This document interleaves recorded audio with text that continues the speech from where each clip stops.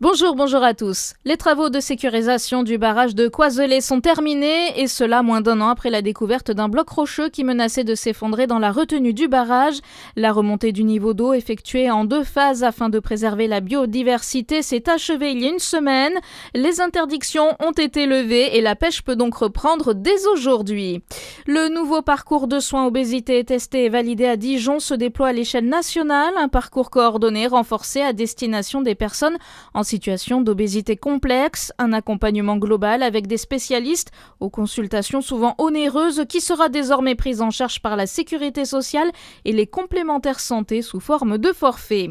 À Besançon, premier budget primitif 2026 présenté, un budget de 229 millions d'euros, soit une hausse de 5 millions par rapport à l'an dernier sous la mandature d'Anne Vigneault, avec notamment 1,5 million de dépenses supplémentaires, 584 000 euros consacrés à l'armement et au recrutement de 22 nouveaux policiers municipaux, ainsi qu'une trentaine de caméras de vidéoprotection en plus. Dans votre actualité aussi, le verdict est tombé hier soir après 4 jours d'audience devant la cour d'assises des mineurs des Pyrénées-Atlantiques. 15 ans de réclusion criminelle pour le meurtrier d'Agnès Lassalle, cette professeure d'espagnol qui avait été mortellement poignardée par un élève en plein cours dans un lycée de Saint-Jean-de-Luz en 2023.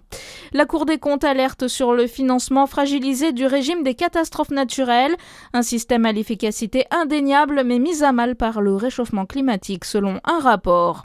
Les 66 lauréats du Salon de l'agriculture félicités par les élus au conseil départemental de Saône-et-Loire, ils étaient invités par Andrea Cari, le président. L'occasion pour lui de réaffirmer son soutien à la filière agricole de son territoire alors que cette année a été marquée par la dermatose nodulaire contagieuse. Et puis du foot, le DFCO s'est imposé 0-1 hier à Valenciennes. Les Dijonais ne sont plus qu'à une victoire d'une remontée en Ligue 2. Bonne journée sur Fréquence Plus.